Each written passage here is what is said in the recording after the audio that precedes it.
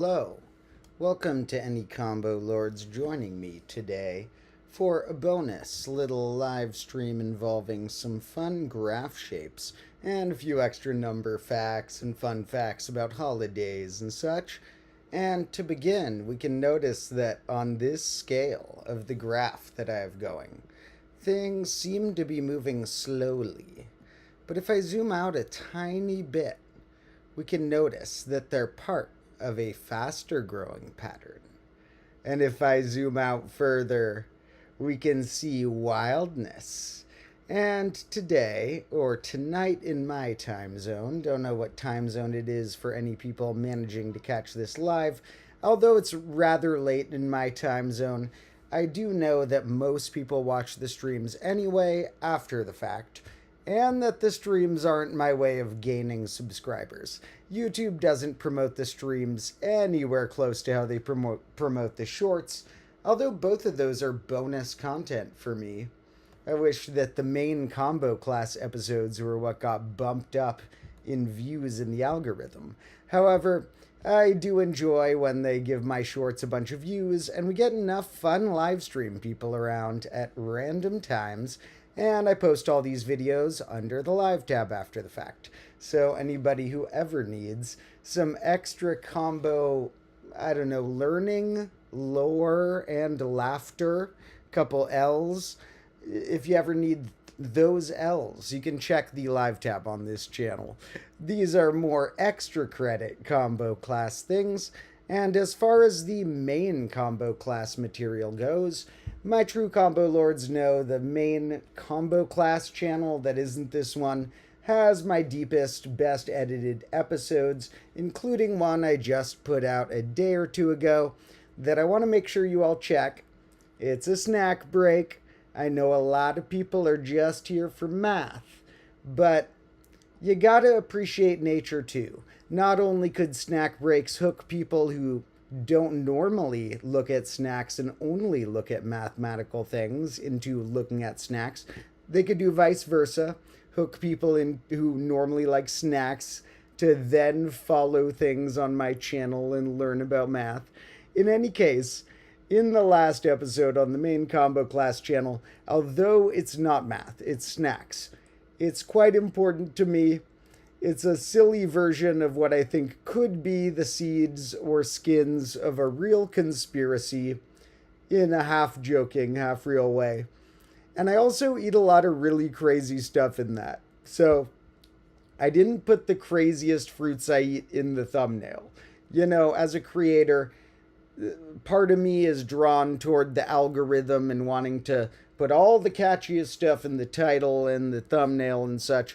But part of me as a video maker knows you gotta keep some surprises. You gotta throw some things in the latter portions of episodes that people didn't know were coming. People thrive on surprises.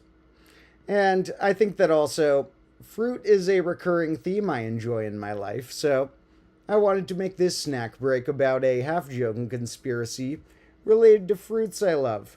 Now, fruit, I think, is to me a symbol of prosperity.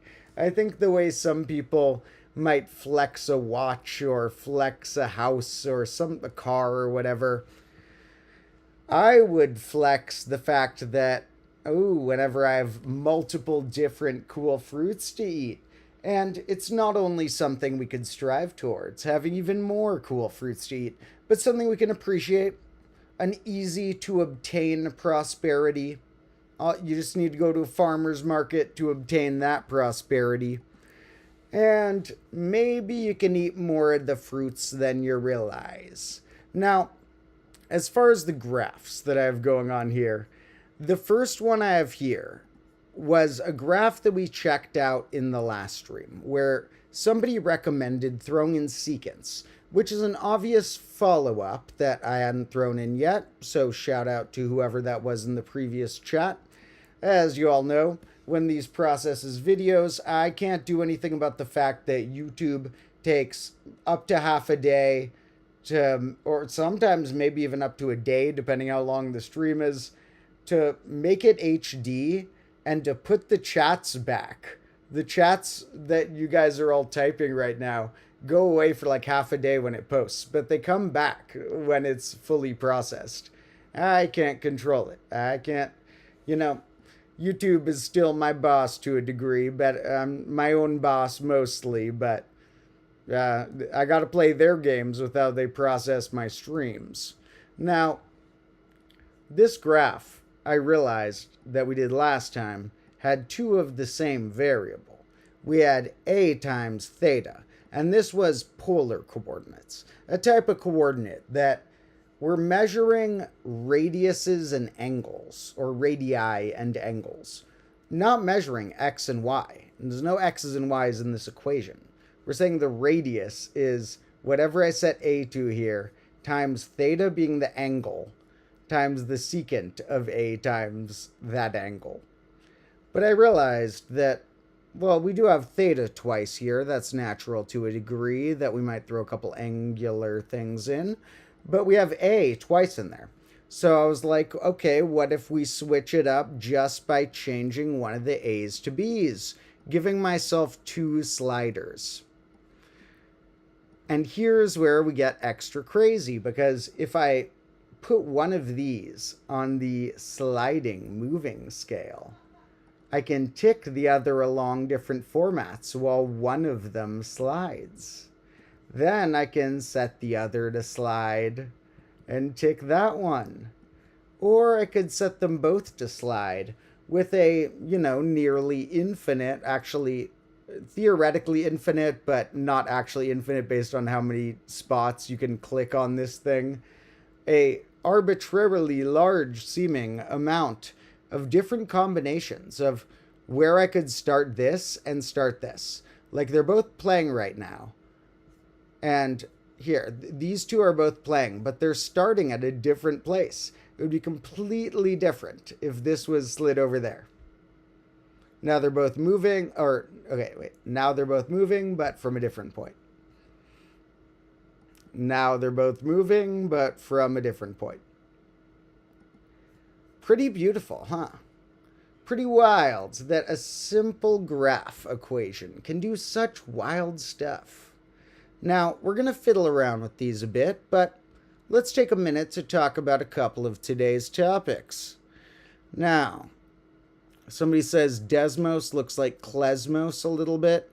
I can see that. That's known as kerning in the graphic design industry if you put your CL too close to look like a D. I'm not sure if this is called anti-kerning or what, when your D is too stretched to look like that, but something along those lines. Somebody says that's what the combo is, math and snacks. Oh, there's many combos at play, but on a simpler sense, that is an observable combo going on, that sometimes we delve into numerical things and sometimes we delve into natural things.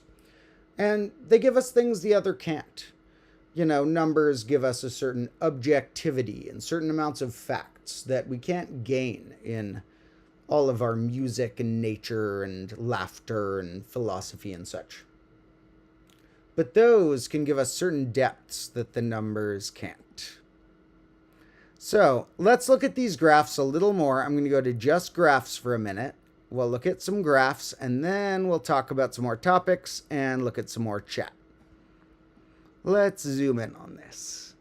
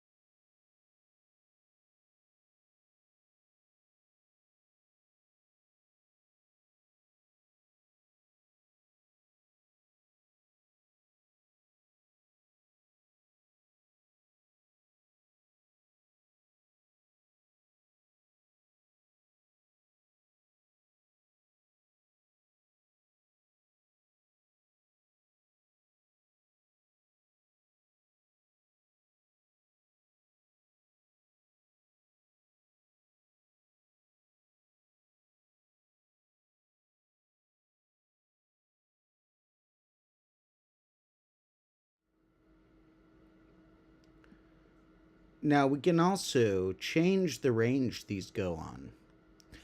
Like I could go from 0 to just pi. These will make them stretch less directions. Less length, more like. Less amount of angle it's analyzing. What about 2 pi? What about if we include negatives? This is going to actually just make it more symmetrical.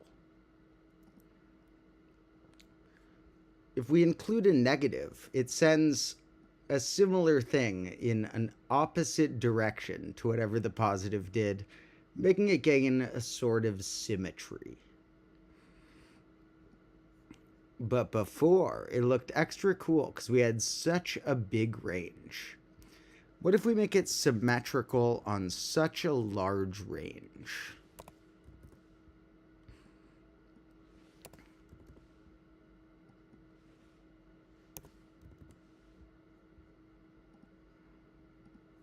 Now, the funny thing about these is like we saw at the beginning. When you zoom in, it looks sort of slow because the tips move slower than how it looks when you look at what the tips are causing and all of the interlaced patterns. I'm seeing some of what are called cardioids mixing in, shapes known as the heart of mathematics, that show up in a variety of places. And a lot of things that resemble modular arithmetic in ways. For example, if I freeze on certain values, let's set them each to 5.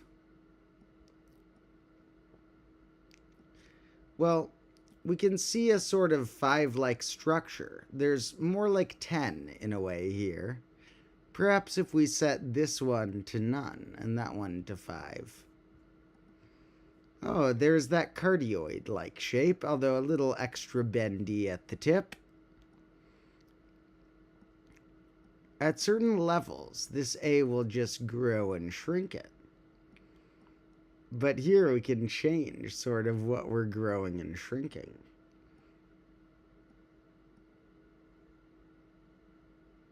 What we have here is sort of an editable version of what we tried in our last graph stream, before our A's were the same. Now my A and B can change. And to show a little more clearly what I am editing, what I have here is... Let me make sure this works. Once again, it's hard to manage the live stream and be the performer, but what we have here is R equals, R being radius, A times theta, theta being the angle, times the secant of B times theta. And let's put A and B next to each other and delete this first one. Well, the first one's interesting because it does A twice. And in fact, what I realize now is what we're missing for some symmetry is to do B twice. And let's match that large symmetrical range. This one turned blue. And this one will sort of match the red one as what in a way adds up to the green one, but adds up in a reverse sort of structure. In fact, we're missing one more combo to make this family whole, which is to have the B and A in opposite places. Now, this has a lot going on inherently. And let's make that a different color. Now we have 4 colors. Now, running them through the actual speed will be pretty wild. Even zooming out is pretty insane. If we even just click to a random spot, we have a lot going on. Let's look at them in pairs. Let's look at A and B, both being both of them at a certain time. And this is A and B doing their thing.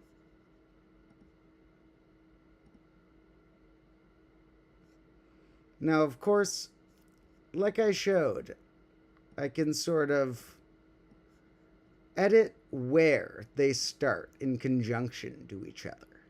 So this isn't the only way I could show this pattern, because A and B are sliding at different points. If I make A, B starting from there, while B is starting from there, we get an entirely different pattern. Now, how about these other two? When A and B are flipped versions of each other, this one also needs the extended range.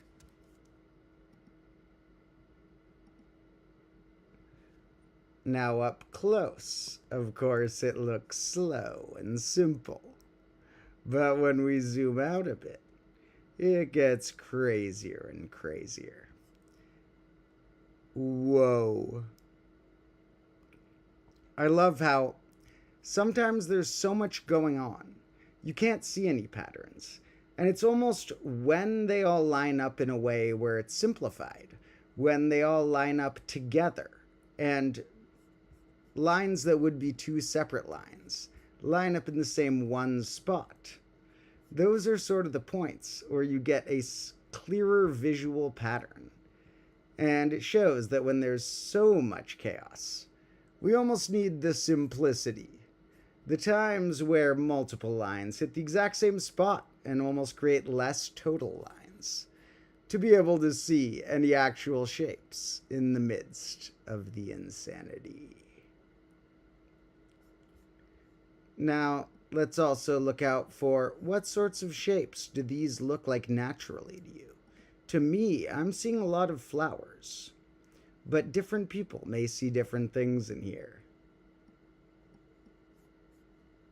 Okay, that's going pretty wild. Here I'm just changing B. B is the only one changing right now, not A.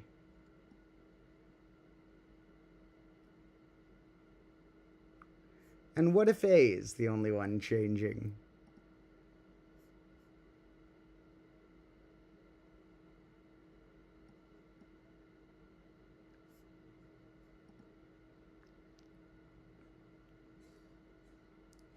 All right. Now you folks can hear me, right? Because I'm bad with the tech sometimes. We had a recent live stream where it was the audio is gone sometimes, and then when I tried to fix that and we had I had to flip it to make something work, then the next live stream started flipped and I didn't notice until I held up a die that looked like, oh, that's backwards, let's reflip it. So, as usual, I will continue to say before too long, because we move quickly in combo class, but this channel's less than a year old, so before too long I'm still in our time range for that.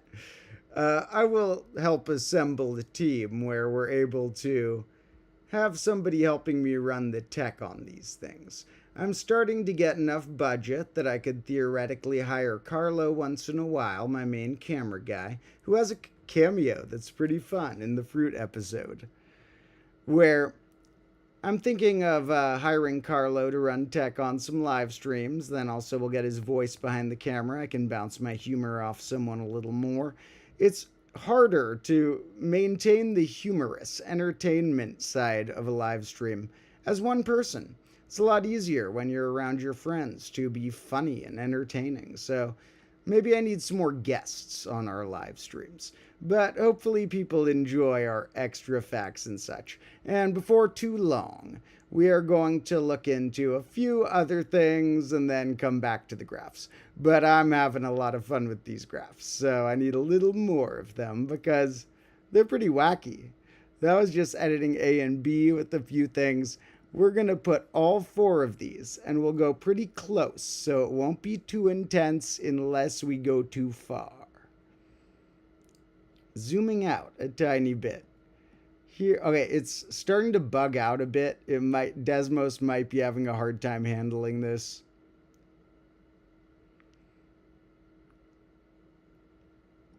Whoa. So here, we have a little too much chaos to form clear patterns. Maybe we need to mute at least one of these. This is one of them muted. This is a different one muted. Another one muted. And the last one muted.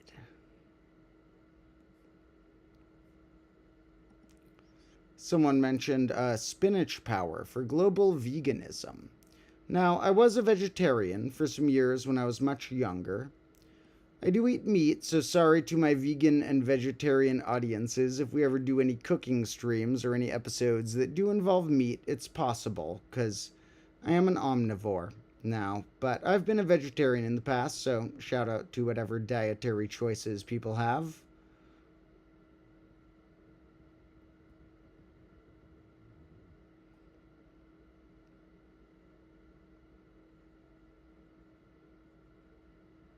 And I do recommend spinach in any case. Spinach is good for you.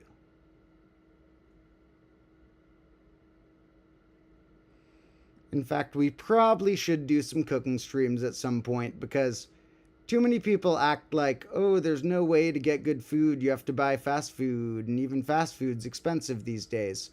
Yeah, maybe I need to teach some more of you how to cook. Yes, food is overpriced, but when you cook, you can make it closer to affordable.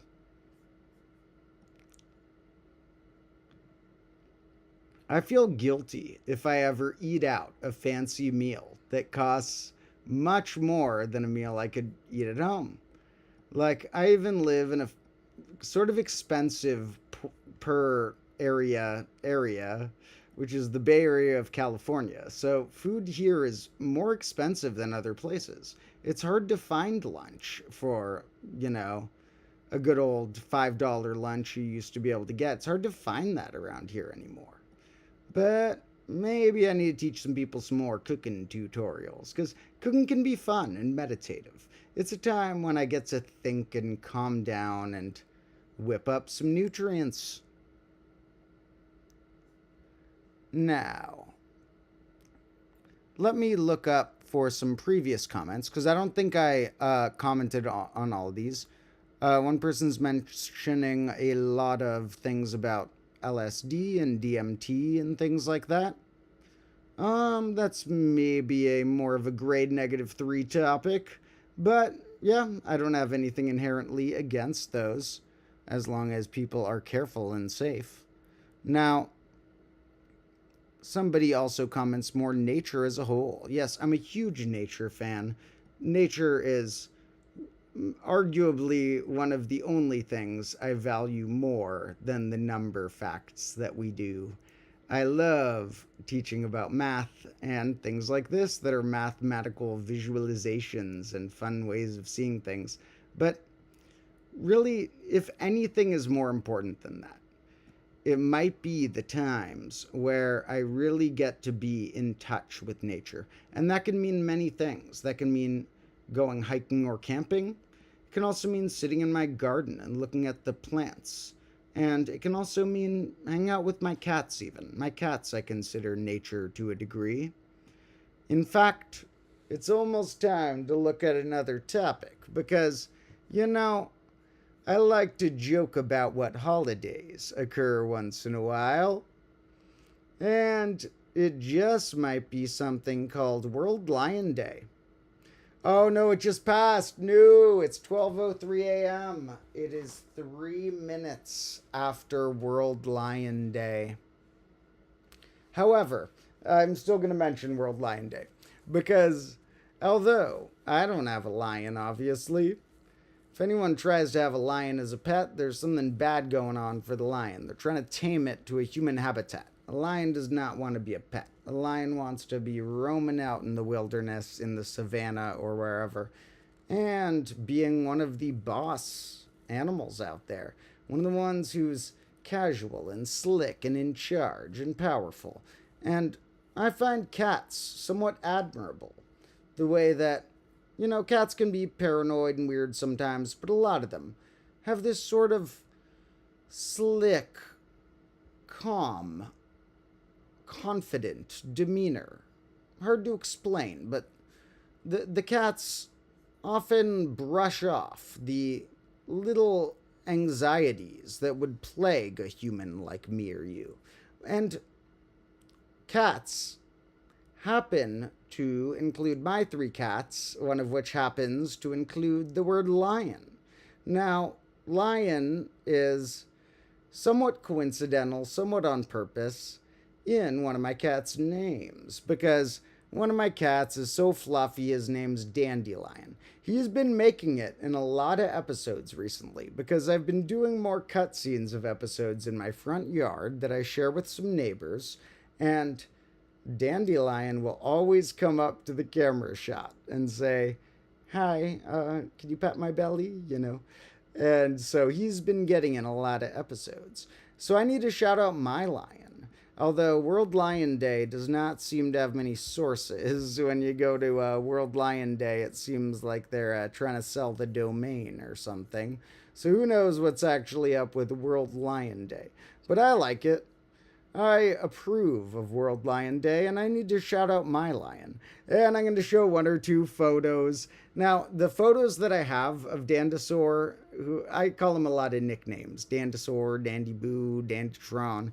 A lot of little nicknames for my dandelion. And, of course, Sage and Sassafras deserve shout-outs too. But Dandelion, the name Lion, fits very well in his name. Because he has that calm, confident, large, fluffy, silky demeanor with a large mane. He looks like a lion. He has mane. But he's also quite royal. And Dandelion is such a sweetheart that I need to show a few photos. They happen to be on it was my personal Instagram, but I guess nothing's personal when you're online. When you search Domotro, it comes up. So I guess if you use Instagram, you can feel free to add me. I don't use it very much. I've only posted like 50 things on it ever. But some of them are Dandelion. And look at him. Look at Dandelion. This is how you'll come across my lion. Just hanging out in the yard. You'll come across him with his little paws up like that, like a rabbit almost. His little neck, his little white spot, and his feet completely flopped out in a way that cats don't normally do. There's another Dandelion. Look at Dandelion, just the way he just hangs out there. Now, one that really embodies it. The reason why I pulled open all these... Okay, you get some bonus photos along the way. Maybe we'll talk about these sometime. Like, you guys know that I had intense surgeries. Not all you know that this channel's less than a year old, and it started right after I had 2 very intense surgeries that were going on during my beginning of the other channel. And yes, I am a ceramic Borg. I have ceramic in my hips. But this is the photo that I really had to pull up to show my lion. Look at how my lion flops out. Oh boy. You'll just see him like this, and he has a technique where he goes on his belly whenever he wants pets, which is a lot of the time, and it almost always lures you to him. And if it doesn't work, he'll stretch really long, like this, but sometimes even longer. He'll stretch as long as he can get. And if the first technique didn't work, the second technique pretty much always works. In fact, I guess the caption's right there describing that his trap has a high success rate. So that's my Dandasaur, my beautiful little boy. Of course, Sage, my other main one, deserves a huge shout out too. There's Sage Boo right there. I was camping in the yard for fun. And there's Sage. There's a little Sage on my arm. And yeah, maybe we'll go over these photos sometime in the future. That could be fun. Like, oh, what do you know? I'm picking a cherry. I love those. Oh, there's a dandelion trying to catch a bird on the screen. Okay, gotta be careful with your TVs. Okay, there's me with a sword.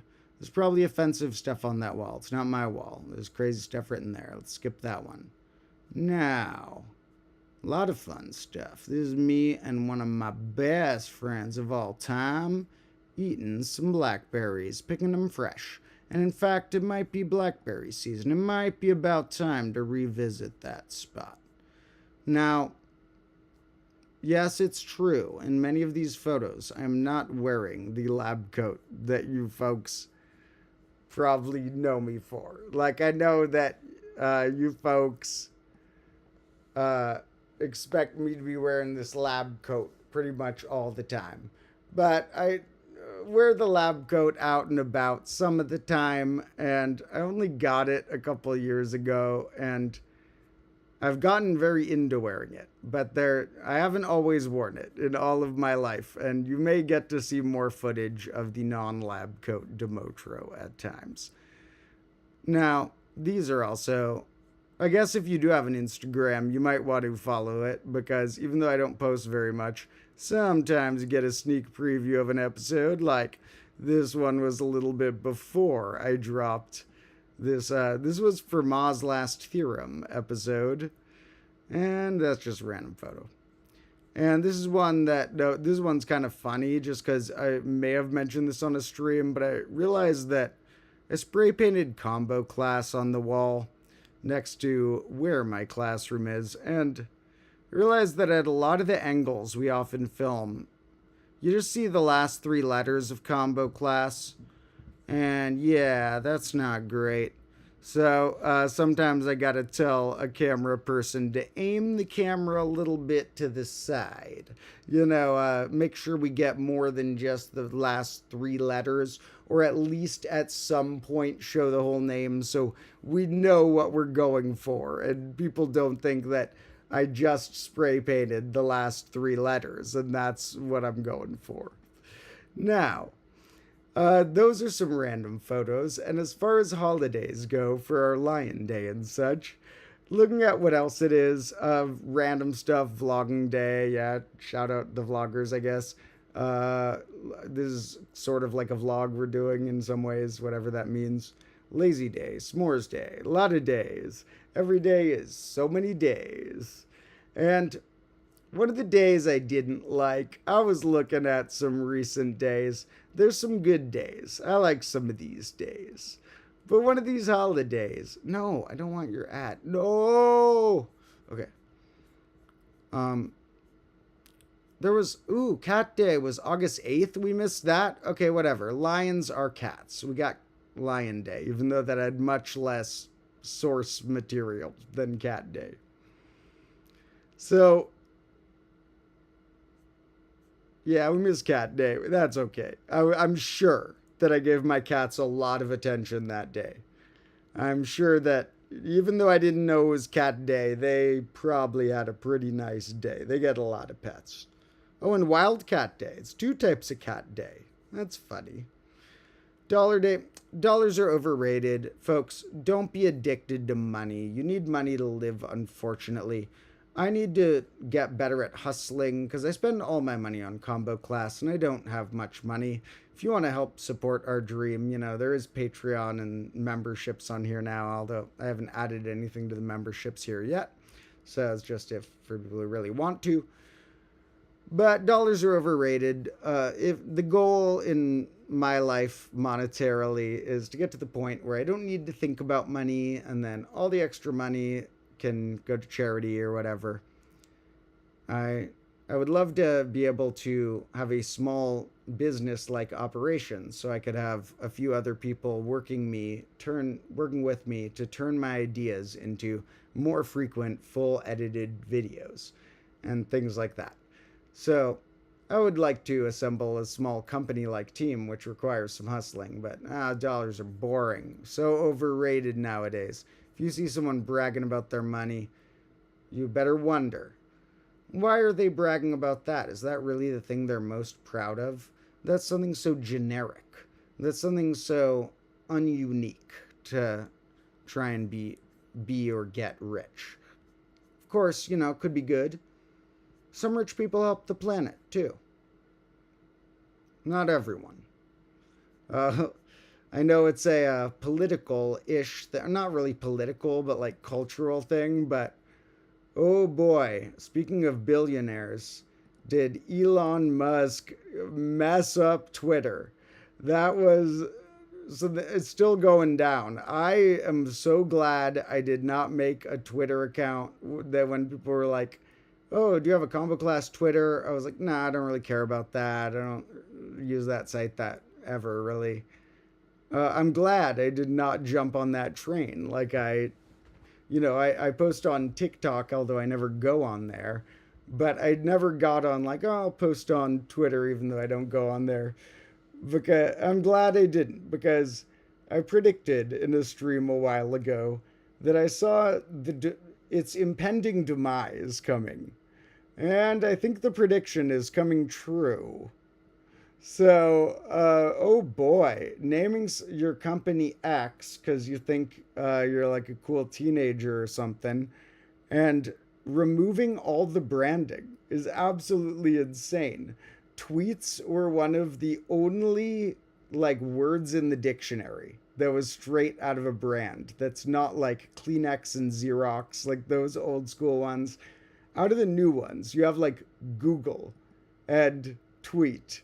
And oh boy, to just kill that branding for your own ego.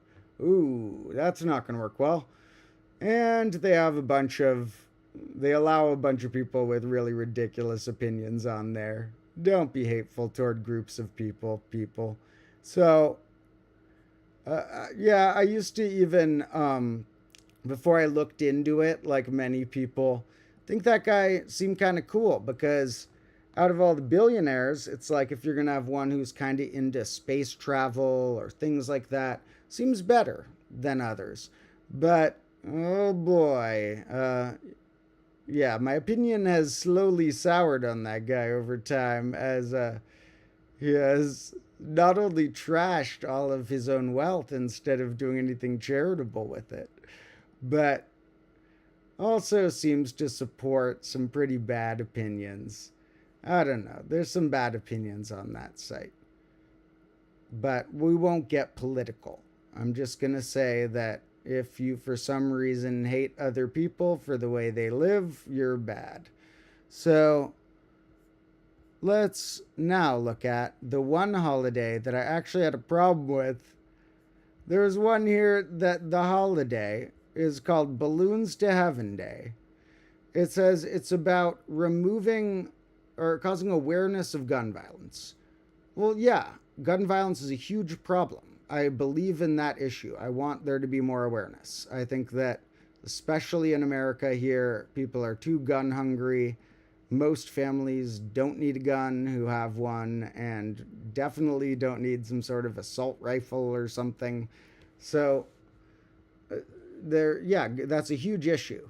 How can we stop the issue of gun violence? Well, let's not try and stop that by releasing balloons in the air. That's terrible for the environment. You're going to try and raise awareness for like one issue I care about by doing something bad to another issue I care even more about, the environment. Don't just release balloons in the air. However, the reason I wanted to mention this, because not only is this so silly and dumb, and I even saw that in one of the sources, one source is probably saying to do it, and then one is Wikipedia, balloon release. Not for that particular day, but in general. And yep, luckily Wikipedia often has a surprisingly decent opinion on matters where they say, yeah, there's considerable opposition to and legislation against balloon releases. It's not an opinion really, but it is opinionated to choose what they put in this top section or not. So I'm glad that they mentioned that there's a lot of opposition to this. If you like the environment, don't just be releasing a billion balloons in the air to try and support a different issue. I definitely believe in the issue. Gun violence is terrible, but balloon release, come on. Now, with these balloon releases, I do think about a funny issue I might want to make an episode about someday. So, you folks know about helium. Now, helium is something that most people assume if I make an episode about helium, it would either be about making things float, which it probably will include, or be about, you know, that thing people do where you like eat helium or whatever to make your voice go weird. Might include that too. But those aren't the main things that would be in a helium episode I would make. When you release a balloon into the air, or even if you just let out the helium into the room, it floats upward and upward It even floats out of the atmosphere. It leaves the atmosphere. And in fact, helium has been released by humans, tapped into and then released sometimes in the form of balloons and such. But it only grows at an exception. It's recreated in Earth's zone at an exceptionally slow and rare rate. Meaning that there could be, as a comment notes here, helium shortage, someone said. Yeah, that's what I'm getting at, is there could be a time in the future where it's harder to get helium because we've let a lot of it out of the atmosphere. A lot of elements don't do that. We have a water cycle, there's a nitrogen cycle, there's an oxygen cycle. There's not a helium cycle on Earth. It just leaves. Now, that couldn't be. When I first heard that, what I pictured was an image in my head that I might put in a fiction book someday or something. There was a really rich, exquisite party. And the way that someone might brag about how, oh, at this party they had a giant crystal statue, or they had 20 roasted chickens or whatever. Bragging about, oh man, I was at a party and there were 4 balloons that were floating, the floating type of balloons. And that to be a huge flex and rare and a signifier of almost wealth or status could happen. So appreciate your balloons that float while they're still cheap. There could it sounds wild, and I do need to research that topic a bit more before I'm ready to make a full episode about it. What I just said is close to the extent of what I currently know about it. But I am going to research that more, and that could definitely be a topic someday, between helium shortages, making my voice sound weird, and making things float. Of course, one experiment would be how much helium to make a certain sort of thing float. Like, we'll take some small item, like a pen or something, and then multiply it by my weight. Now, if anyone ever wants to come and hook up enough balloons to me and they set it up where there's enough balloons to make me float, I'll try it. But I don't think I'm going to set up 1 billion balloons. Not on a balloon quest. We're on a clock quest. Now, somebody says just too light, right? And it's light, I believe we could say, you phrase it. It's something about the density of it compared to density and the way it mixes with other molecules that does make it light or less dense in a way that makes it rise. Now, we need to do more science experiments. I love science, and our last episode about fruits was sort of a chaotic version of science. The reason I've done 90% math, as opposed to maybe 50% math, which could be the future at some point, is that I can pull off a math episode with myself in my backyard and a few hours of hiring someone and a whiteboard and some markers. Science experiments are a little harder. You need resources. So as we continue to, get more Patreon supporters and collaborators and, people knowing my name and such, we'll be able to do more science experiments. I have my eye on some places in the Bay Area I visited as a child that I would love to someday find a way to be legally allowed to make videos about some of the exhibits they have. I'll get permission and stuff. Which are the Lawrence Hall of Science and the Exploratorium. Both of those are super cool places that I would love to someday make the type of connection where I can somehow film there after hours or something. Now, somebody says my clocks will use up all the Earth's supply of quartz. I don't know if quartz is as hard to generate as helium, because the Earth does make up new resources. We are going to still strive toward I know people think I'm crazy, but we're going for more than 400 clocks. I made a promise at some point. We're going for more than 400 clocks still. If we need, and we can't get there, we'll start, counting watches, or we'll start creating our own clocks. Theoretically, a clock made that they don't have to run. So I'll accept homemade clocks to a degree. I would like, less than half of my 400 to be homemade, but actually maybe not. I like homemade things. So if we need to, we'll begin making clocks. One episode that will come in not too long from now is going to be about designing a better clock. What if clocks used the number 0? What if clocks used negative numbers? What if clocks used fractions?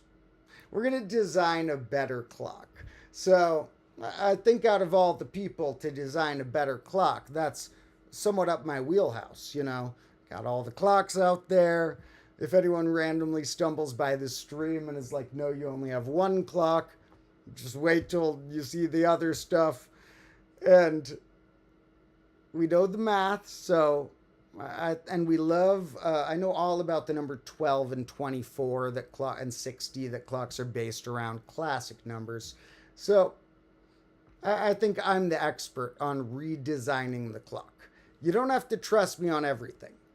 But one thing I think you could trust me on is creating a better clock.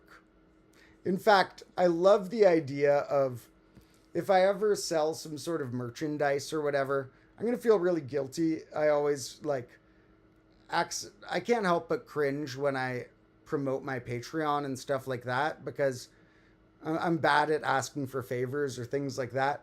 So I'll feel weird ever selling some sort of merch if it's a shirt or something. But I realize there's at least 2 types of merchandise I won't feel weird about selling that I would be proud to sell to the world so far. Apart from, I guess, novels that I'll make someday. Maybe I'll sell paper versions of those. But the 2 types that are very combo class-esque that I can imagine selling once I get with the right distributor, they can take almost all the money. It's for me, I want the world to have these. Are better clocks and unique types of dice. So hopefully we can set that up where I won't need enough money to have to hustle to sell a shirt or whatever right away. Someday maybe people want shirts, but that we can mostly focus on selling clocks and dice. And I do really want to sell books someday, although I'm going to try and release my books for probably free as well. I want people to read my stuff. It would be nice to have a paper book in a bookstore. Not about making the money, it's about having a paper book in a bookstore. I need someone on my team to hustle for me. I need somebody who does care about money, who will do all that sort of stuff. Because I don't care about money. I just like making stuff that I think is important for the world. That's why I'll make random snack breaks when I think they're important. And the last one I did think was important. So, make sure when I log off the stream, which won't be too long from now, make sure that if you haven't seen it, click that link in the description. Now, I will try and start releasing some written works in the near future, because I have a whole world I've been building that is going to span more than one book. That some of it I might begin releasing online at some point that works in a sort of choose-your-own-adventure-ish structure that I realized is easier online than in a book. I like paper books, but for a choose-your-own-adventure-ish book, and I don't mean that you guys get to pick the plot, I'm sorry you don't. You might get to pick what you see next, which could motivate which parts of the world you get to hear more about. But you don't get to pick what happens next. You get to pick what you see next. And for a choose-your-own-adventure-ish world, with many stories running through it that I've been trying to put together in book form since before Combo Class, I might start publishing those online at some point, and I might put some of them almost as some puzzles or anything. So, all I'm saying is that if I ever tell you guys to click on some cryptic link that looks like it's going to maybe like a book-like thing, but you're not sure where you're going or how to get there, there could be some puzzles involved, and there could be a lot of hidden pages of text that you have to get through a little maze to get. I like mazes. I used to draw mazes in class. I used to write books in class. Maybe they have combined to a degree. A little maze of a series of books. So we shall see how that will go, because I have many goals outside my videos, and right now my video is just to maintain dropping an episode about once a week, although sometimes it takes me a little more, on the Combo Class channel, and putting a lot of cool stuff on this channel, which I haven't done that much this week, but I'm getting back on track with a bunch of shorts that are ready. I did film a short today, although I need to edit it because it needs some things cut on top of it.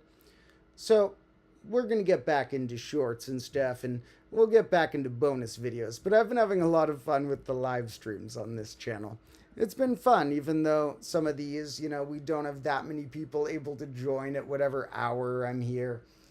It's fun. It's, you know, not only a chance to share some extra facts and thoughts with the world, and with the aliens who could be watching, and maybe aliens have longer lifespans and digesting 2 hours of content is nothing to them. Some people are like that too. I don't have the time, but to some people, you know, 2 hours of content's nothing. Streams are funny because I have a lot of fun with them, but I don't watch streams, and that's why they seem like a bonus thing to me, because my truest content that's like I'm most proud of are things that I would also understand as a viewer and enjoy if I hadn't made them. And that includes books and certain types of music that I hope to make. I mean, that I have made, that I hope to finalize and publish for you guys. And it includes horizontal YouTube videos that include editing, such as the ones on my Combo Class channel. And while I love making these streams, and I love making my shorts, I don't watch streams and shorts. To a degree, it's that I don't have time, but to a degree, it's taste. I do watch a lot of YouTube. I even, you know, waste a lot of time watching silly, you know, YouTube drama and such. But I like horizontal, edited videos. And so those are probably going to remain what I'm most proud of and don't see as my bonus stuff as much. But I still like doing the streams for giving you guys bonus facts, deepening our community, and almost getting some secret free therapy out of the mix, you know, getting to talk about whatever's on my mind. It's better than therapy, because whenever I have taken therapy, I'm like, this isn't working toward anything. It's not achieving anything in the moment. These are all deep thoughts that I wish I was sharing with the world instead of with some old person who I'm not going to build a relationship with when therapy ends. So, you know, thank you guys for joining me for my secret therapy where I get to share it with the world instead, as that gets mixed in from time to time, little bit and bit. Now, there's a few other things here that I did want to note in our stream, and I am going mostly just to our visual being here.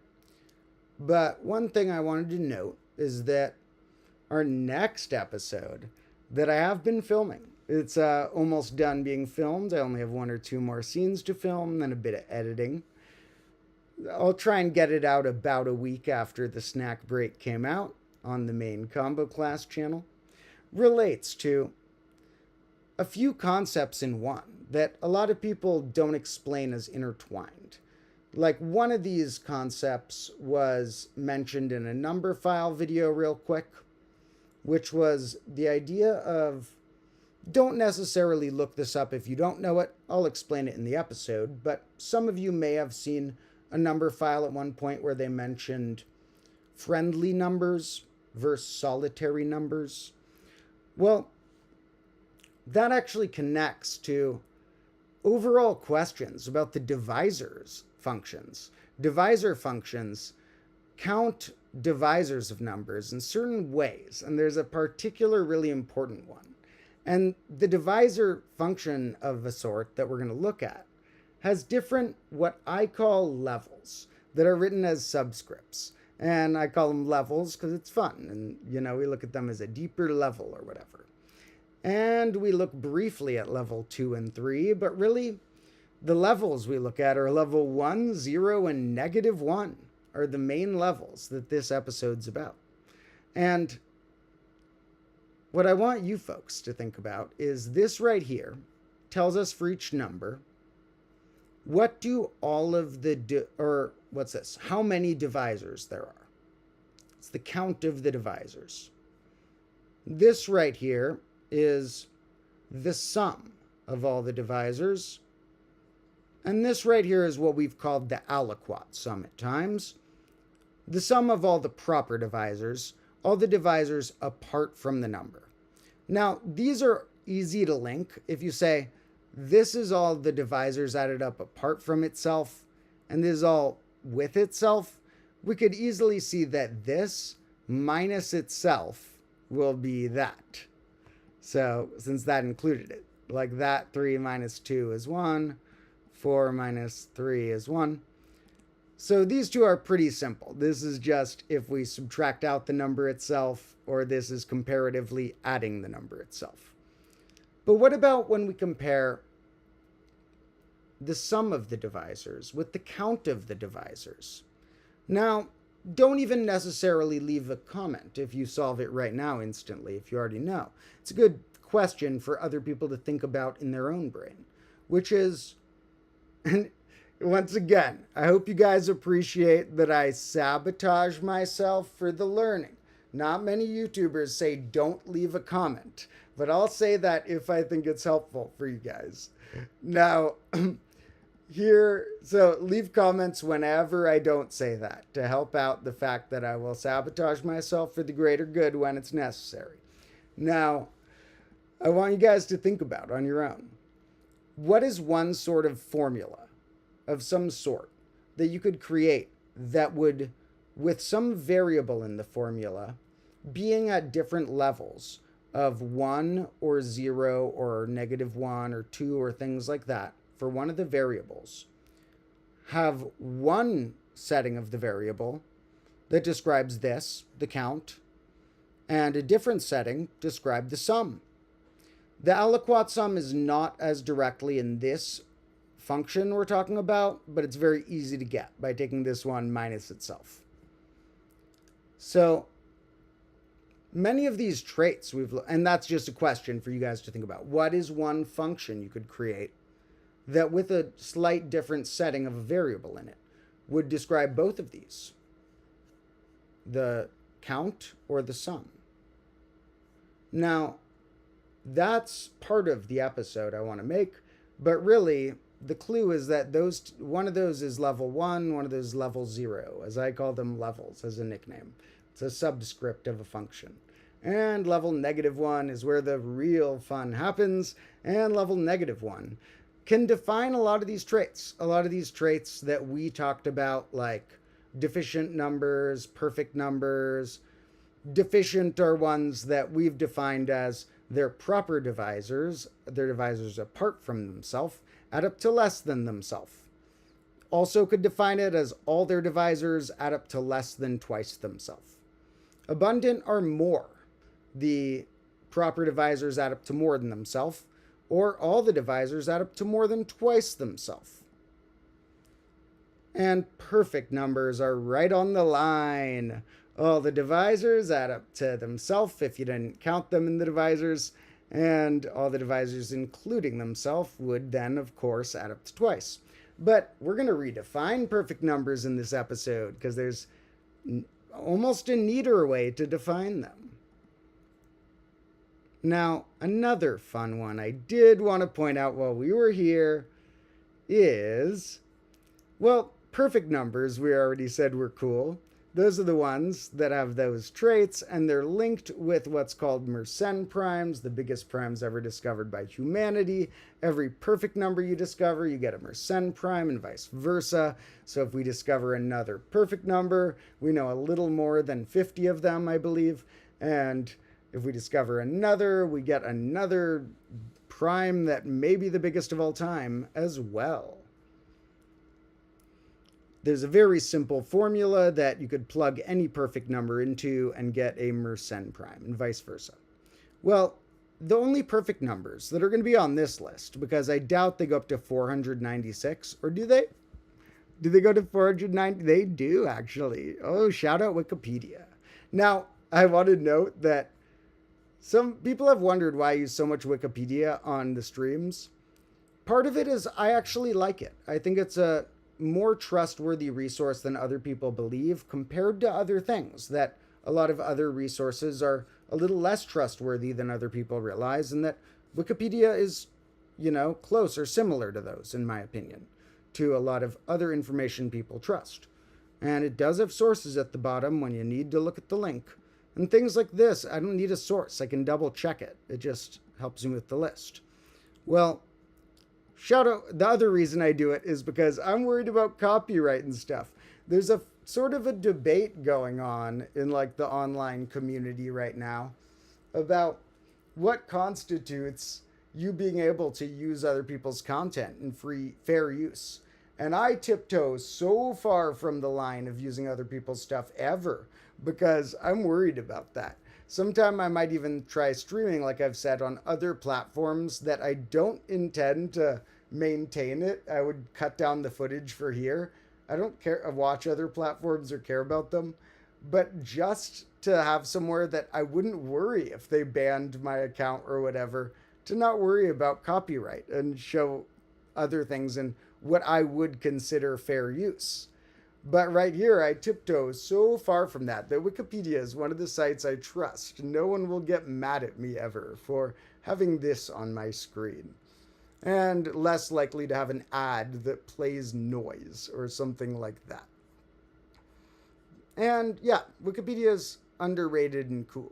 But it is a funny debate that the guy just mentioned of there are some streamers out there who will react to a video by just watching the entire thing and occasionally going, whoa, cool, oh my god. And it's not really transformative or adding enough to really merit you using someone else's content. And it really gets weird when some of these streamers will stream it on another site where maybe that's more normal. I wouldn't get mad if somebody watches my content, but there are weird blurry lines where I could imagine myself getting mad in a certain circumstance where some streamers will watch other people's content and then post it on YouTube as like a cut down version of their reaction that's using really similar, like basically copying the thumbnail and title from the original and basically just sticking their face on top. And it siphons a lot of the views to them instead of the creator. A lot of them do that without asking for permission or without crediting it. So, I don't know. I think that's kind of weird. I don't know if I would say, oh, it's definitely illegal, or, oh, I would definitely get mad if someone did it to me. But come on, if you're even close to the line of that as a creator, if that's even something you're getting called out about whether you add nothing in terms of commentary to the video, I would just be embarrassed. If I knew I was anywhere close to he didn't add anything over the course of 15 minutes that was substantial, I would just be embarrassed. I would be like, okay, whether or not it's legal, obviously I need to do something more interesting and unique.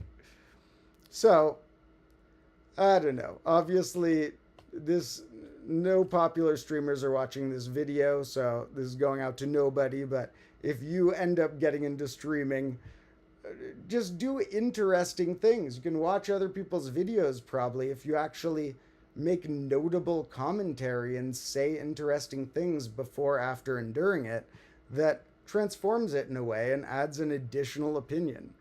But don't just watch someone else's video, go, whoa, once in a while, and then repost it to YouTube. Come on. Especially not if you're going to use their title and thumbnail.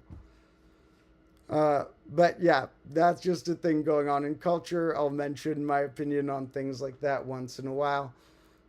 I wouldn't be that mad if somebody did it to me, but if they did the thing where they used the exact title and thumbnail, except with their face pasted on, I'd be a little mad. That would be the point where it would cross the line a little. But if anyone ever wants to use any of my content, if you just credit someone, they're almost always going to be cool with it. If you just like make it clear, okay, this is the link to the actual video, I recommend going there too. This is the actual creator. You could use any of my content for anything you ever want, as long as you fairly credit it. And, you know, anyone who works with me, I can't offer much money right now. I have a very particular budget for my camera people. But if anyone works with me, I enjoy crediting people. I don't see anything wrong with it. I love putting people's names in a description or whatever.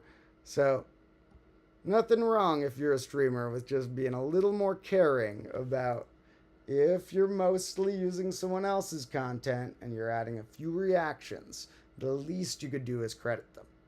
Now, that's enough for that. But, I don't know. We're going to make our streams more interesting as we evolve our streams and get better at this with hopefully someday more guests and more someone to run the tech for me and so on. You know, a little budget that I could actually spend for stream resources as opposed to all my budget needs to go toward the main episodes.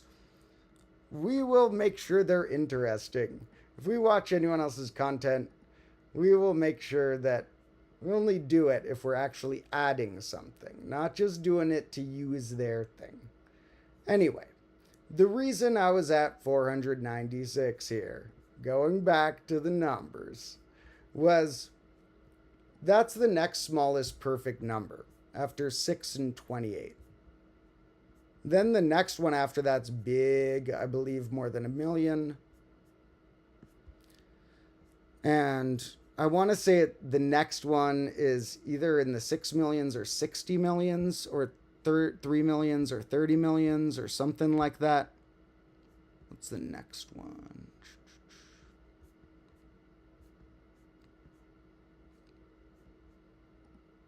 Oh no, there's one more before that.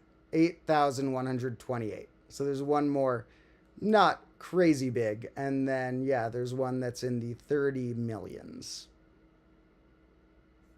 Now, perfect numbers show up everywhere. Number theorists love them. We're going to look also at multi-perfect numbers. They're friends like tri-perfect numbers, which include the long 100, 120, classic number, going to be on a fun list in the next episode. But I wanted to share one trait that snuck into a short and an episode a while ago. I forget if this was a short, actually. It at least made it into an episode a while ago, which is that 12 has this neat trait where its amount of divisors is 6, the smallest perfect number. Its sum of divisors is 28, the next smallest perfect number.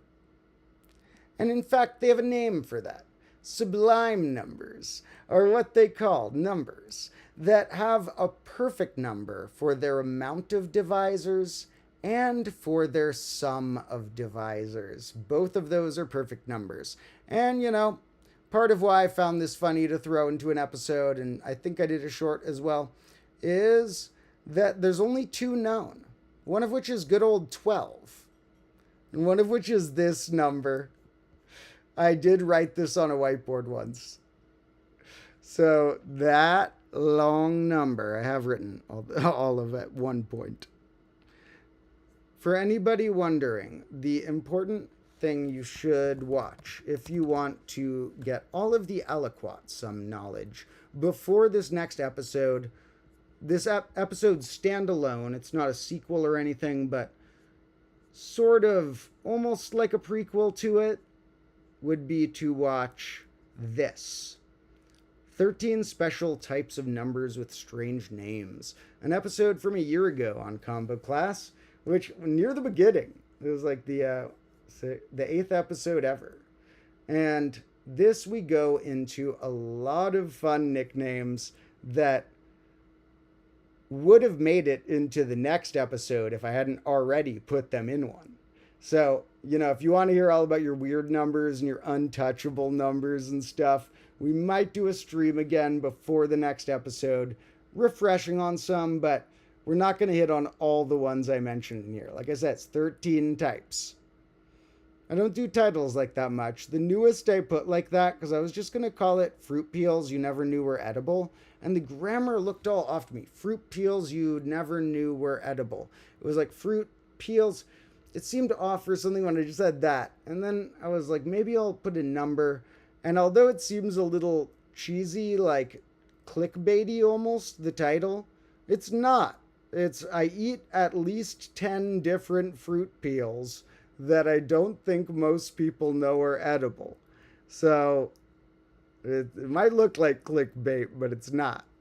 Or maybe, okay, some people may have known enough of them were edible that I only told them about 8 fruit peels you didn't know were edible or whatever. But the U is for the audience who doesn't know about all this cool fruit peel stuff. Now, we will return to that at some point. I got some requests that one of the top comments said, I would love to see more psycho fruit eating in your normal episodes. And so, don't be surprised if I agree with that comment and we might see, a little more fun fruit and vegetables in the combo class. These are fun things to throw in, things I find important. Now, another note, okay, this is very unlikely that anyone this will be applicable to. I'm going to do this really quick, so don't worry if this doesn't apply to you. Last stream was about Magic the Gathering.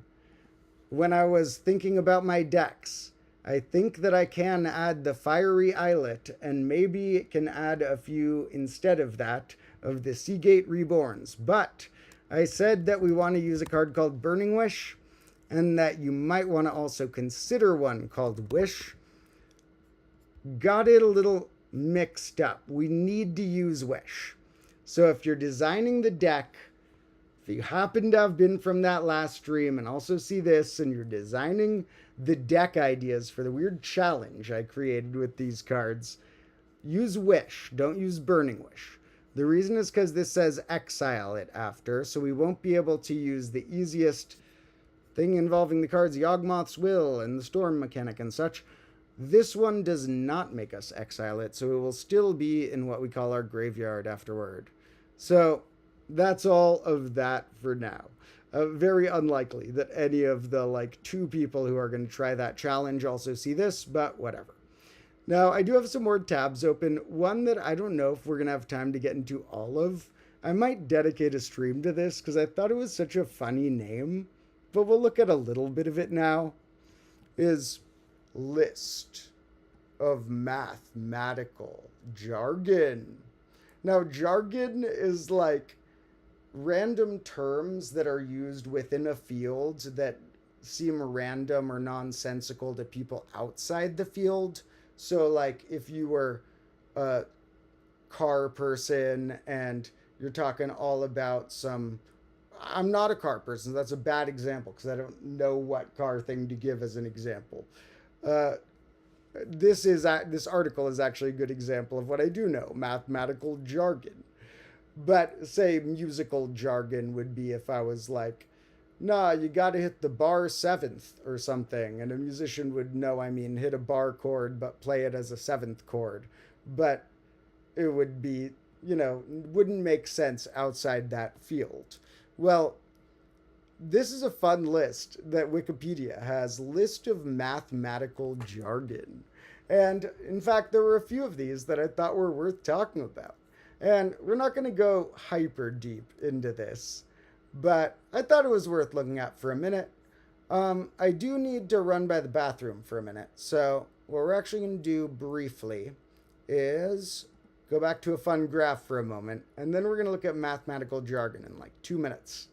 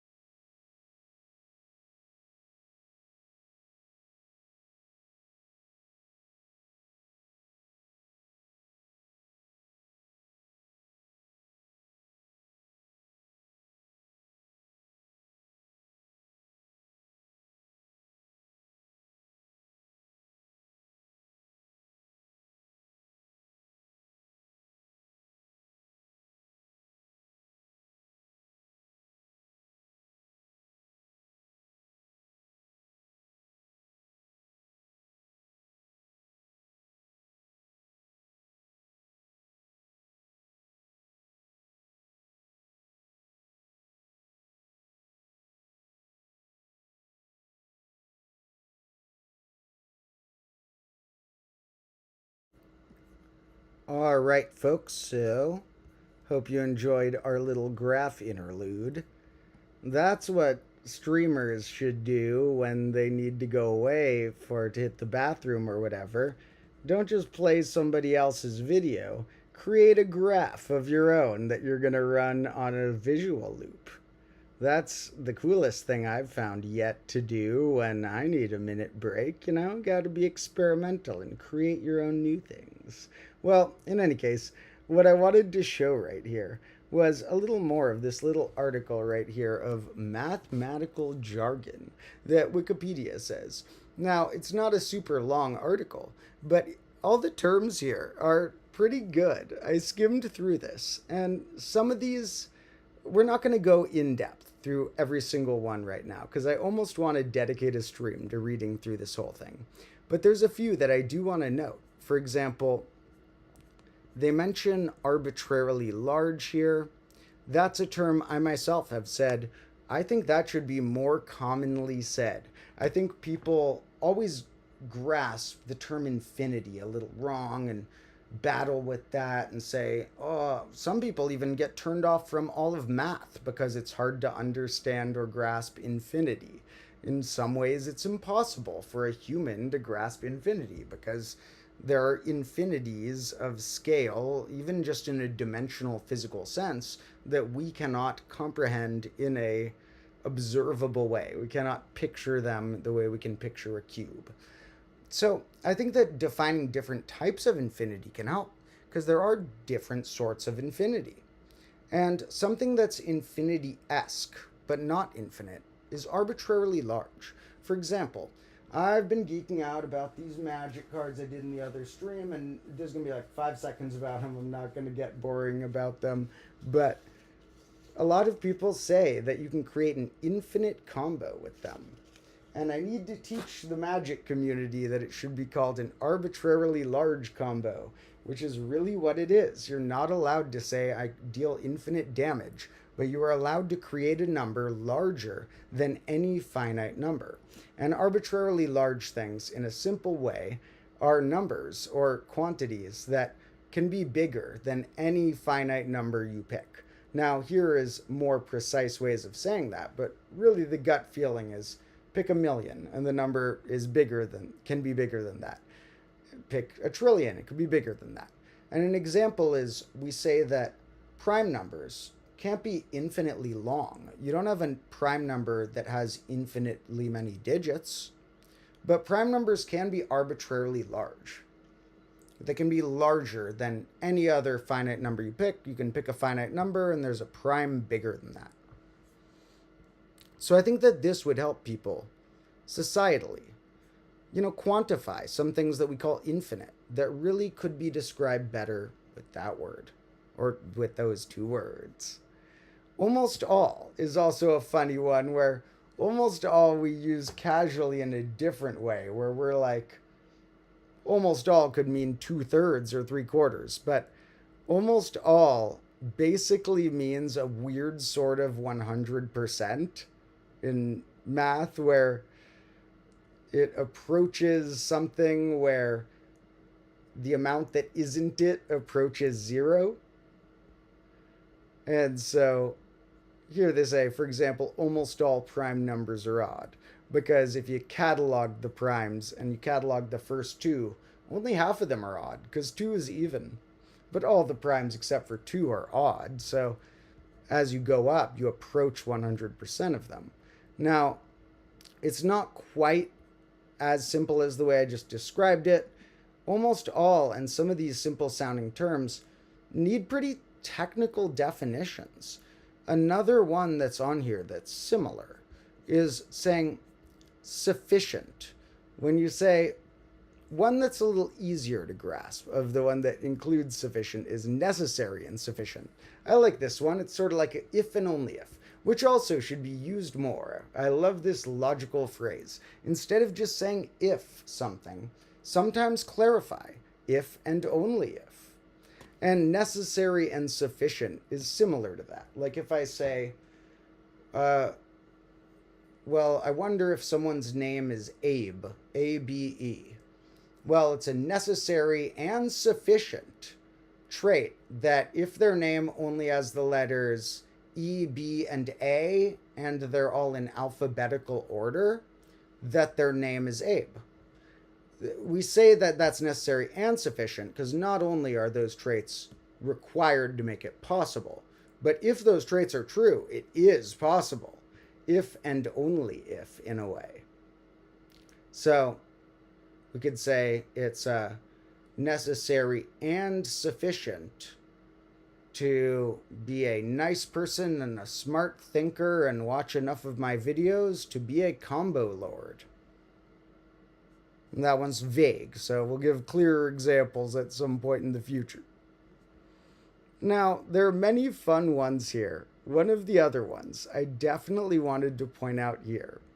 Because we've talked about proofs recently, I felt, sometimes I feel bad after the streams where I make fun of something because I want to be a nice person, but I also think a bit of mockery helps the world and a bit of willingness to laugh at each other. You do it with your best friends, so why not, maybe if we do it with other people, we'll secretly build a good friendship with them. And I don't know, I think mockery can be important and okay. And trust me, I get enough of it. People mock all sorts of stuff about me. Those comments don't bother me.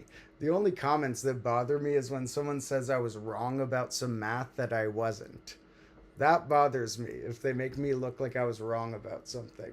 Or if they make it look like I don't think this has ever come up, but if anyone ever tries to make it look like I'm dishonest or that I'm wrong about anything, those I'll have to analyze and, get clear. But people can roast my appearance, my voice, my whatever. I'm used to that. So a little mockery can be okay at times. And I have mocked some proofs recently of some people who said that I have proven the Collatz conjecture or whatever. It wasn't a fan or whatever. There were posts online we dug up that people said, I have proven this thing. You gotta believe me. One of them phrased it like, if there's an error in the proof, you have to be able to describe it in 10 words or less. Otherwise, I will not accept your criticism. And which is just like telling the other person, like, okay, the job's on you. If I say it too vague, you have to do the magical job of proving it, not me. Now, what some of those were is proof by intimidation. Love this term.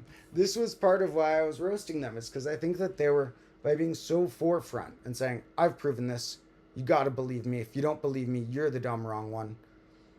Smart mathematicians are just gonna roll their eyes at a lot of those, but they're gonna trick a lot of people. A lot of other people are gonna see that post and believe it. And I don't want people tricked with false stuff. We're all about honesty here.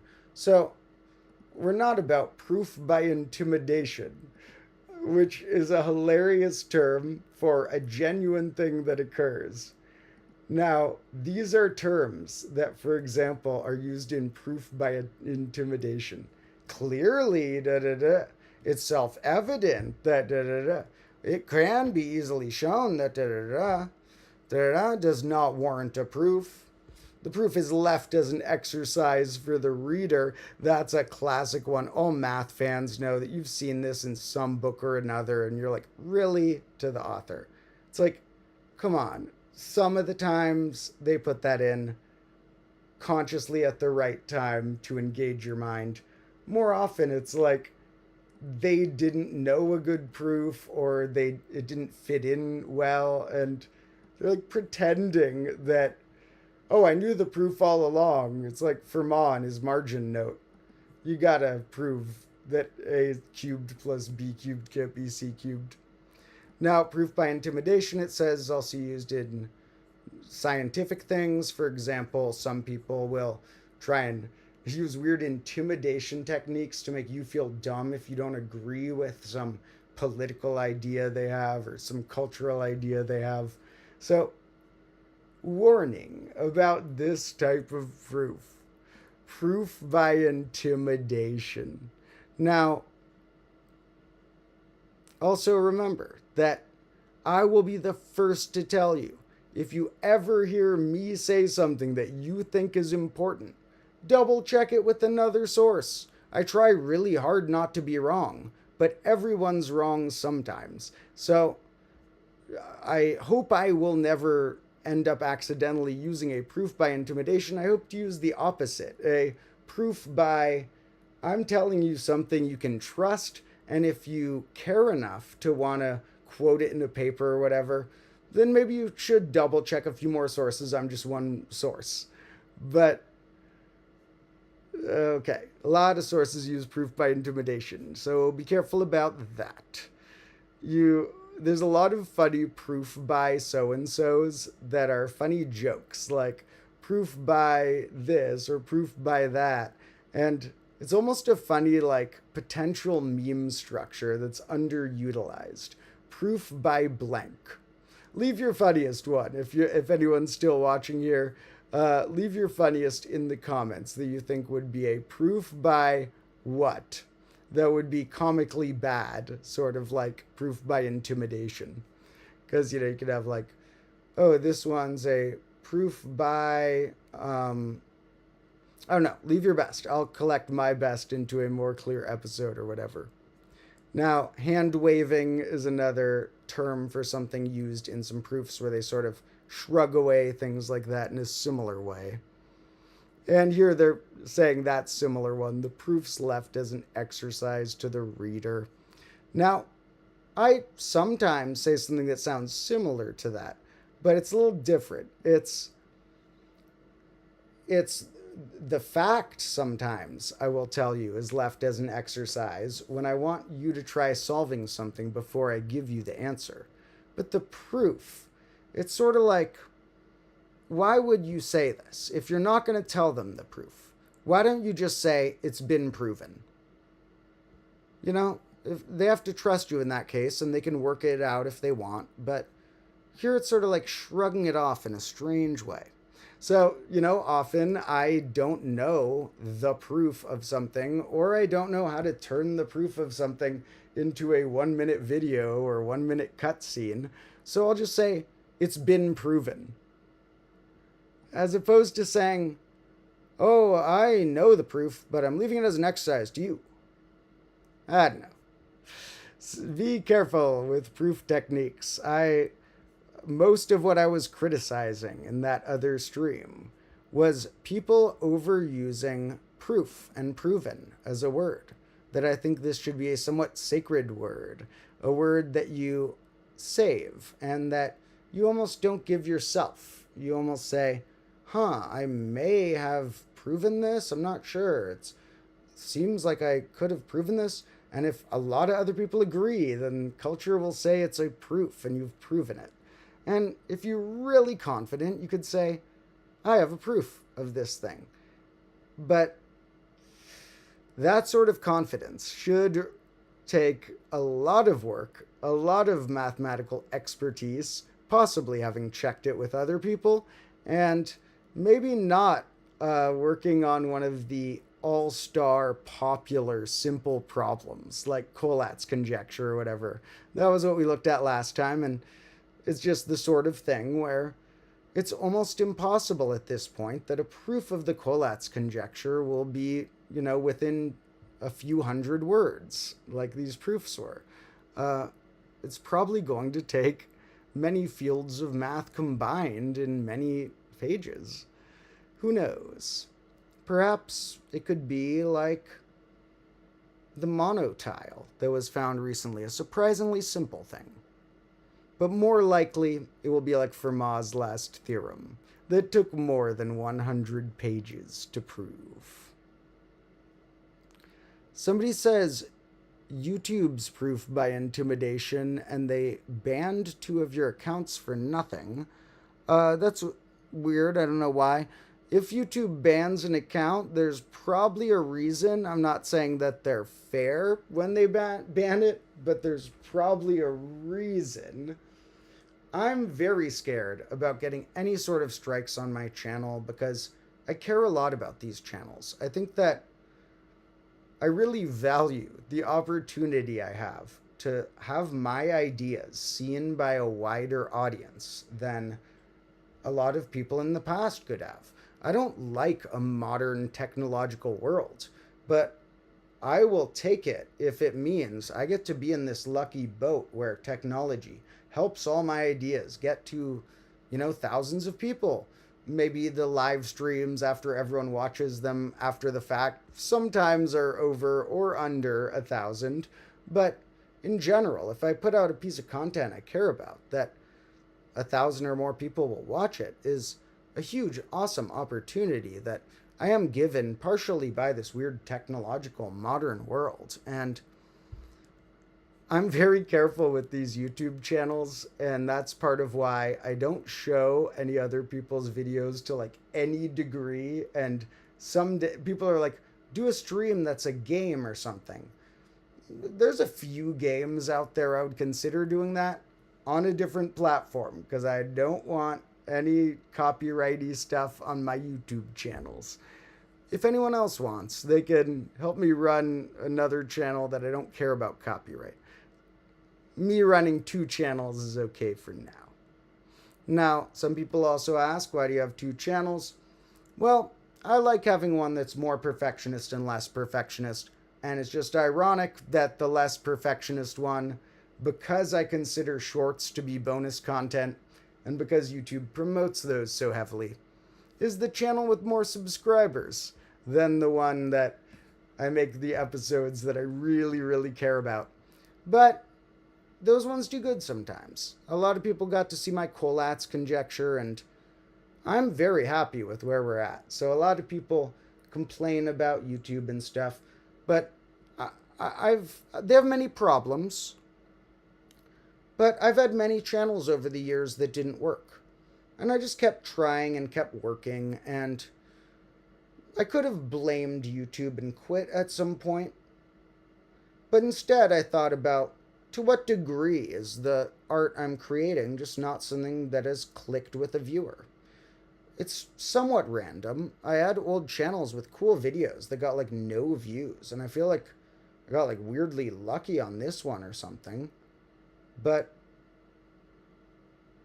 it takes a lot of trying. My first videos on Combo Class did not get many views. My first videos got nothing. And then I kept trying and working and, in fact, even trying different channels until I stumbled into one that clicked the best with an audience, that tapped the most into a skill I had, that the way I could bring it to the world people liked, which in this case is talking about math and science stuff and sometimes philosophy. I tapped into a way of doing that none of my previous channels had done. That between that and luck, it did well. And there's a lot of days where I look at my stats and I'm like, what? Why didn't YouTube promote this one video like at all? That's so annoying. There's a lot of times YouTube has done something that I consider really annoying that I can't get around. I've had to talk to their like chat customer service a bunch of times to fix something. But I'm very satisfied with where we're at because this channel isn't even 1 year old. I did not think we would have this many subscribers after the first year. So on the big scale, I'm very happy with where we're at. And to anybody who's a combo lord and doesn't know about our other chatting, there is a Discord where we do a bunch of chatting as well, and a subreddit and stuff like that. Now, what else do I have here in my tabs that I pulled open? That was actually most of what I wanted to talk about. Actually, okay, I'm going to show this one thing. In honor of our last time we talked about proofs, we showed some dumb things that were... By dumb, I don't mean the people were dumb. I mean they were like overly cocky with a certain idea. Proofs about the Collatz conjecture. Again, if for some reason someday one of those people watches this, make sure you see the last stream where I mentioned before that I probably think you're cooler than the average person for trying to write a long proof. But the cockiness deserves a little knocking down a few pegs so that it doesn't leak out and trick other people into thinking false things. The word proof should be something that we want people to trust. We want people to see the word proof and say, okay, I can trust that thing probably. Obviously, double check things, but if you see the word proof from a good source, you want that to boost up, that you're already at like, okay, more than 90%, hopefully this thing's true. So those things I knocked down a peg, and it reminded me of, sometimes I go on Reddit just to like look at random memes and stuff. That's like, sometimes I'll scroll through there just the way some people scroll through other social media. And I happened to see one that reminded me so much of the other stream's proofs. And it's my unemployed, it's under the subreddit, no stupid questions. This person's like, okay, please don't think this question's stupid. I just gotta ask you all. My unemployed boyfriend claims he has a simple proof that breaks mathematics. Can anyone verify this proof? I honestly think he might be a little crazy. Copying and pasting the text he sent me. According to mathematics, 0.infinite-nines equals 1. But this is false. I can prove it. 0.infinite-nines equals... Now, there are so many errors right off the bat right here. First of all, he's going for looking at something related to 1 over 10 to the n. Not just 1 over n. He must have read something somewhere about 1 over 10 to the n being related to a formula of a geometric series to express this. But this is not only not the description of that number, but if we look at what this evaluates to, limit as n goes to infinity of 1 minus 1 over n, this portion shrinks to 0 as we go toward infinity. So we have 1 minus 0. So we have 1. This sector equals 1. So the first step is just randomly saying point infinite nines equals 1 minus 1. Came out of the blue, and so of course after some more not even necessary steps, he'd already proved the wrong thing at that point. Point infinite nines equals 0. That means it must be a fake number. Little does this guy know, all numbers are fake numbers. We just use the fake ones that have the least amount of contradictions and that work really well. A fake number, because having point infinite nines existing, will break the foundations of mathematics. I'm dumbfounded no one has ever realized this. And part of why I wanted to show this is this last sentence. A lot of people who have a new proof say something related to, how has nobody seen this? And I don't know why they assume that. They often obviously haven't even tried Googling a bunch of different terms related to it, or they would see people have thought this before. People have thought more proper versions of this and stumbled down this rabbit hole in a more formalized way many times over the years. So this is another thing I want you all to make sure to avoid when you make your own find. This is not discouraging. Playing around with numbers, look for a glitch, look for something new, whatever you can find. But don't assume that nobody's seen it before. It could be a thought other people have had. Now, I'm even embarrassed whenever I say, even with something that I discovered that's really weird, to call it discovered. Because I'm like, what if somebody else already found it too somewhere out there?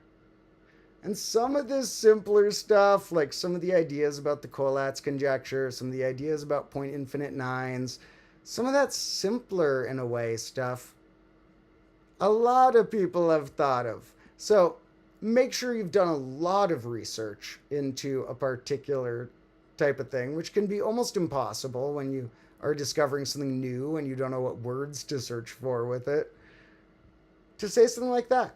Why would you assume nobody's realized that? There's been a lot of humans.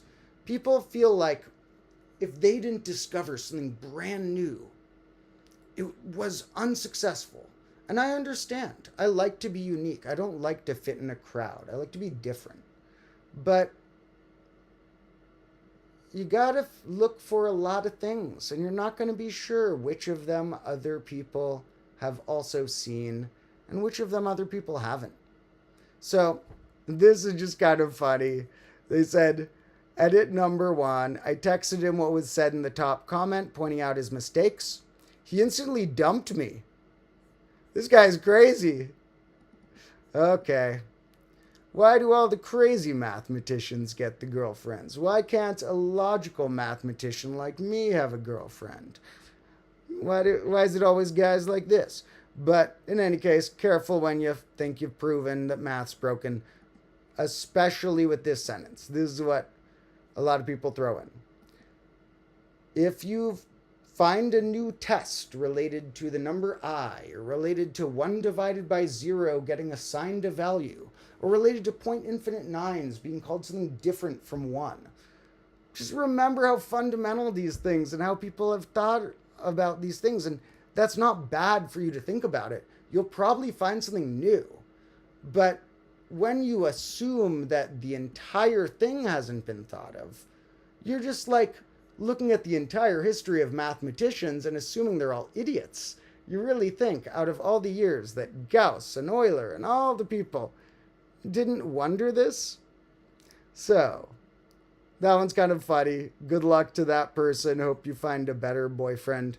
And that's enough for that one. I feel bad when it seems like I'm making fun of a post or a person. I wasn't making fun of the post. I was making fun of the person in the post. But like I said, I'm sorry. We fire a couple shots. Me and my friends threw a roast one time on purpose, where we all roasted each other. Funniest thing ever. Didn't shatter any friendships because we only roasted the people who agreed to be in the roastee and roaster roster. The roaster roster. The roaster rooster roster? Oh. But that was so fun and funny. Boy, did I roast my friends good. Now, so as we become better and better, friends or whatever, not to be all parasocial or whatever, but you guys are developing a one-sided at least, and to a degree two-sided through me seeing your comments and replying to those, or Discord and stuff like that. A friendship or whatever, so don't be surprised if you get roasted here or there. Doesn't mean I don't love you. Now, Somebody's mentioning some funny things about twin primes by induction. Induction proofs are a classic wrong one. I want to do an episode someday about false proofs. Part of why I didn't do it is I keep an eye on other popular math channels because my main combo class channel and this one have become, to a degree, considered math channels by people, even though it's really just an educational channel and I happen to make a bunch of math episodes. I like a lot of stuff like science and language and nature and various things, music, but I just make a bunch of math because I'm very into that. So a lot of people consider it a math channel. So I keep an eye on the other math channels that are big. And one that's genuinely, deservedly good, one that's a great math channel, is 3 Blue 1 Brown. And not that long ago, he made a video about a few types of false proof. And I had already been brainstorming a video about false proofs. He didn't really use the ones I was going to use, so it would really be an entirely different episode if I made one about false proofs. But I was like, I can't make an episode about false proofs like the month that 3 Blue 1 Brown makes one. Now a little more time's passed, so maybe I'll revisit my ideas about that. There's a few types of ways false proofs can be done. For example, sneaking in things like dividing by 0. For example, backtracking steps and pretending you're allowed to go two-way on certain steps that operations actually only go one way. And maybe when you go back, two things could have gone to the one. That's how a lot of people mess up the Collatz conjecture. They're like, well, I backtracked and I proved that went to that, which went to that. And they forget that like both 5 and 32 can go to 16 because 32 is cut in half, 5 3x plus 1s. So multiple numbers can go to something. Similarly, you could play with square roots and trick it into looking like there's only one solution to square root of 25. Oh, -5 doesn't exist. When that really was the solution, and trick it into being like, oh, it must have been 5. That's square root. Backtracking things can trick you. Making assumptions about imaginary numbers having rules that stick for real numbers, all the rules we expect. Many of them hold for imaginary, but not all. So assuming other ones can be a trick. And there's a lot of fun, like particular ways you can make a false proof. And the reason I got on that track was induction. That's another one. Induction is like you prove a base case and then you prove on if each step is true, the next one's true. And then you sort of build a whole ladder that you can prove is infinitely big. For example, I'm not going to prove it right here, but if I proved I want to prove there are natural numbers, and I prove that 1 exists, and I prove that for any number, it plus 1 is a natural number. So induction builds a ladder, but you can trick it out. There's let me see the induction horses paradox that tricks up some people. So, we want to prove that all horses are the same color. We can assume that means every horse on Earth we assign one color to its dominant color, and we're going to prove they're all the same color. Now, here's how we're going to do it. Obviously a false proof, don't believe that these steps work. Look out for where you think the error is. Well, one horse is obviously the same color as if the group is only one horse. All horses in that group are the same color. There's only one horse on Earth. All horses are the same color. Well, now let's say, assume that n horses always are the same color. If that's true, consider n plus 1 horses. Exclude one of them. Look at the other n. All of these are the same color. Since n horses always are the same color, we said assume n is, so then n plus 1 excluding 1 gives us n that are always the same color. Then, likewise, exclude another horse. Look at the other n. And one by one, you could exclude all of them and look at the other n. And you can prove that excluding one at a time, all of the other n would have to be the same color if n horses are always the same color. Then it seems like n plus 1 would also have to always be the same color.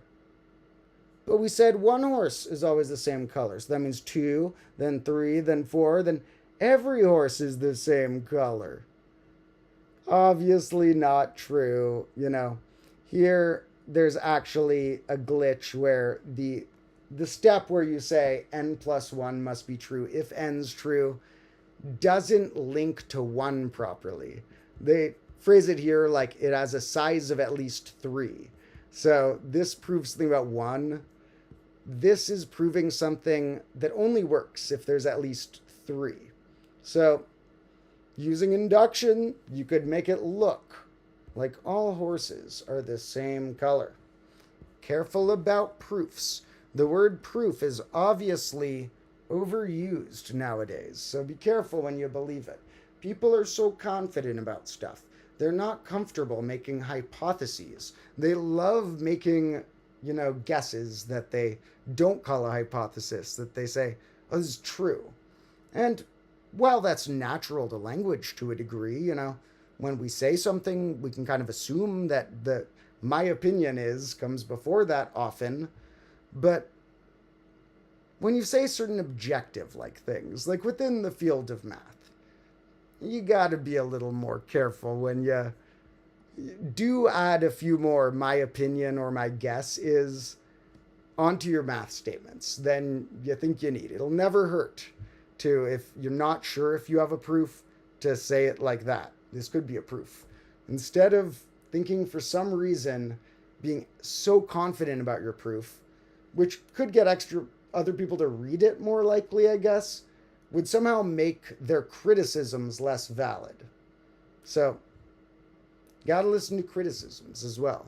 So, lay all your criticisms in the chat. Half joking. I'm kind of sensitive, kind of like criticism. But I'm pretty used to criticism, so I don't think you'll be able to get under my skin too bad. Now, in any case, that was most of what I wanted to cover in this stream. It's very late. It just hit 1:30 for where I am. I was messing with some graphs and I realized it had been a few days since the last stream, and I figured we'll do a bonus stream, even if not as many people can catch it in the evening. Maybe some people will also catch it in the future, because this will be in the live tab, and hopefully a few people enjoyed this tonight along the way. And make sure that you have seen that fruit episode in the description. Very fun. A lot of crazy fruits I eat in it. And also, if you're interested, make sure you know the other links in there, like our Discord and our subreddit. And if you're super cool, there is the Patreon. And, that doesn't define your coolness. But if you happen to have extra money to share, it's very appreciated. There's a Patreon. And there's now the thing called memberships on here. You can click join on YouTube. I didn't really set that up yet, so there might only be one tier. It might be like, do you want to pay $3 or not? I'll actually set that up later. I'm just explaining that it is there. That was partially from that bonus YouTube gave me to set it up. Still not positive they're going to give that to me, but I think I'm going to get a cool bonus that will let us hire some awesome camera people shots for... Ooh, boy. I have a lot of fun episodes planned. This next one's sort of a classic combo class number theory, I think this concept's underrated. And like I said, I did see in the next episode that there was a number file episode that covered some of the stuff I talk about. But as usual, I make sure that my episodes have enough different dense stuff that I don't think any episode online ever has the same stuff as them. So... whether or not you've seen that number file episode, this next one will be fun for all of my number lovers. The last one will be fun for anybody who can appreciate some fruit. And I'll be back with another live stream before long. It's been a few days, but usually I do these somewhere around every other day. And no promises for what's coming in the next couple weeks, but that's not because I don't have anything planned. That's just because, like I said, I'm going to try to under-promise and over-deliver. That's always the best experience. In any case, I love you all so much. Hope you all have a nice time with your day or night or whatever time it is. We'll be back with some more math, science, language, and philosophy, and etc. before long. Hope you all have a good one again, and